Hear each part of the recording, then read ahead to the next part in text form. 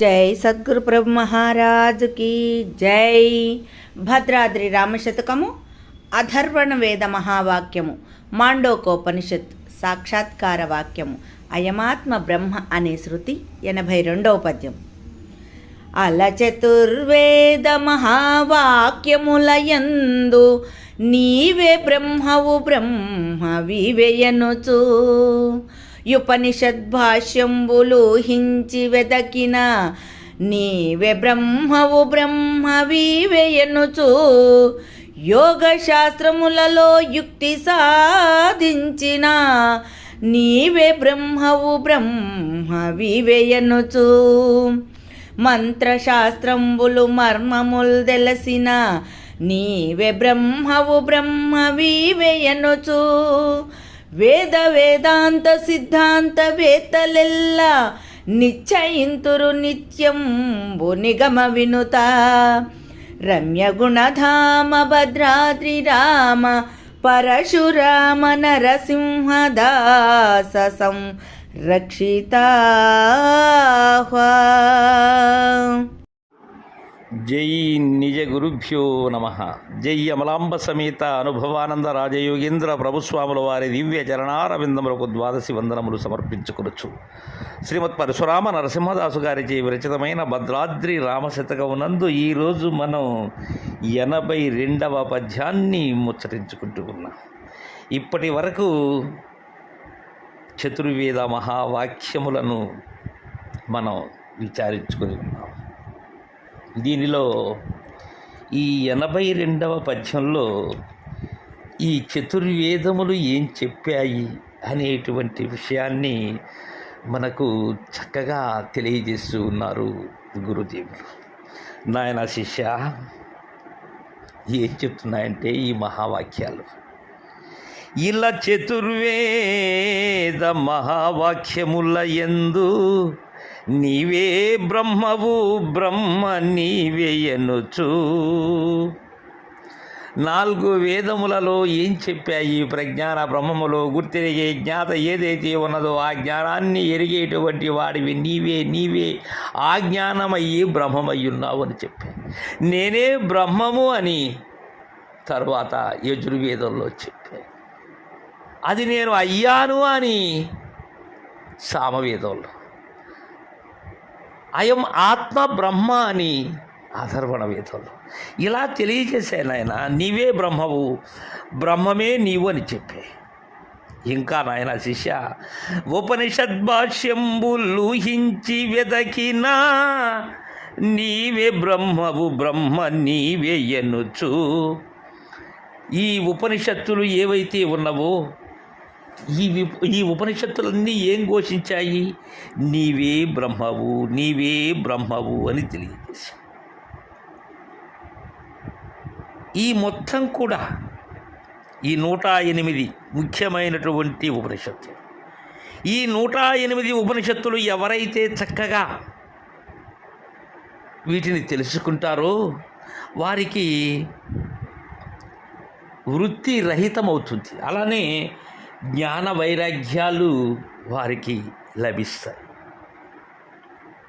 ఇంకా ఈ లోక శరీర దేహ వాసనలు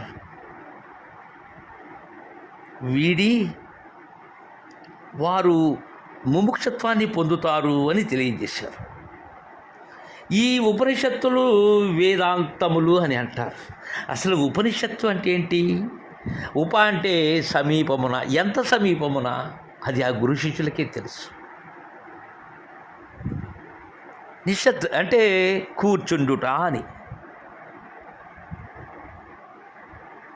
ఇది ఈ ఉపనిషత్ బోధ అనబడేటువంటిది సత్యాన్ని గురించి తెలియజేసేటువంటి బోధ. సత్యమైనటువంటిది ఏది, అసత్యమైనటువంటిది ఏది,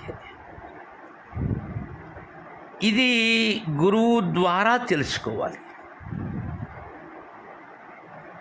అంటే ఇది గుహ్యాతి గుహ్యమైనటువంటిది ఈ ఉపనిషత్తు వాక్యములు అనబడేటువంటిది. కారణం ఏంటంటే ఈ ఆత్మ అనబడేటువంటిది సర్వత్రా ఉన్నది అని చెప్తాయి ఉపనిషత్తులు. అయితే దానిని దర్శించలేము, కారణం అది వాక్కులకు అందదు, మనసుతో తెలియదు అనేటువంటి విషయాన్ని మనకు ఉపనిషత్తులు బోధిస్తాయి. ఇంకా ఇది ఉత్తమ జ్ఞానాన్ని, యథార్థమైనటువంటి జ్ఞానాన్ని, విజ్ఞానాన్ని తెలియజేస్తుంది. ఇక్కడ ఈ ఉపనిషత్ వాక్య విచారణ అనేది గురువు ద్వారానే తెలుసుకోవాలి. ఈ ఉపనిషత్తుల్లో ఏముంటుంది అంతర్లీనంగా? ఈ ఆత్మ అనబడేటువంటి దానికి శరీరమునకు సంబంధం లేదు, ఇది శాశ్వతమైనటువంటిది, శరీరం వస్తూ పోతూ ఉంటుంది, కానీ ఆత్మ అవినాశి అని తెలియజేస్తుంది, అది నిత్యమైనటువంటిది అని తెలియజేస్తుంది. ఇది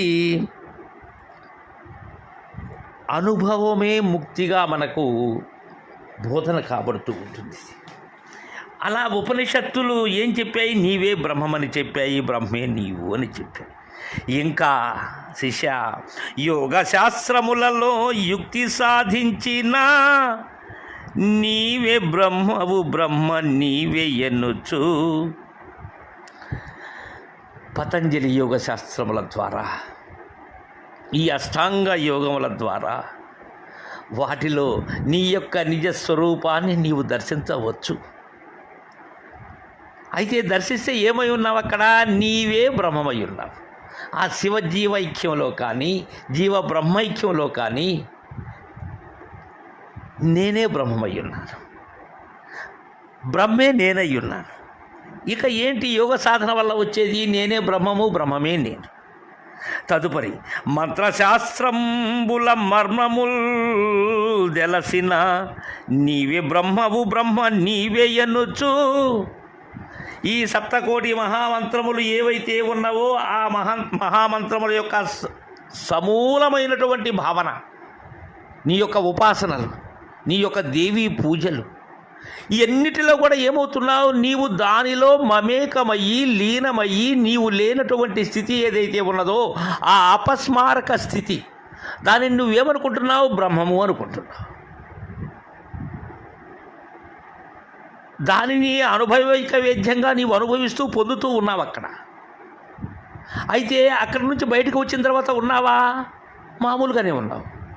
అయితే ఆ యోగ సాధనలో, ఆ మంత్ర సాధనలో మాత్రం నీవు లేవు. నీవు లేనటువంటి స్థితి ఏదైతే ఉన్నదో దానిని బ్రహ్మ అనుకుంటున్నావు, కానీ నీవే బ్రహ్మమై ఉన్నావు. ఇదే తెలియజేస్తుంది మంత్రశాస్త్రములు కూడా. అందుకే అంటున్నారు, మంత్రశాస్త్రంబుల మర్మములు తెలసిన నీవే బ్రహ్మవు, బ్రహ్మ నీవే ఎన్నుచు వేదాంత సిద్ధాంత వేత్తలెల్లా నిశ్చయింతురు నిత్యంబు నిగమ వినుత. ఎందుకంటే ఈ చతుర్వేదములు కానీ, అలానే ఉపనిషత్ భాష్యములు, ఉపనిషత్తులు రచించినటువంటి మహర్షులు కానీ, వీరందరూ కూడా నిశ్చయం చేసినది ఒకటే, నీవే బ్రహ్మమై ఉన్నావని, నీవే నిత్యమై ఉన్నావని. నిన్నే పొగిడాయిన ఆయన వేదములు. నీవు చేసినటువంటి వేదములు నిన్నే శ్రేష్టమని తెలియజేశాయి. నీవు సత్యమని, నిత్యమని నీకే జోహార్లిడాయి. రమ్యగుణధామ భద్రాద్రి రామ పరశురామ నరసింహదాస సంరక్షితాహ్వా. ఏంటంటే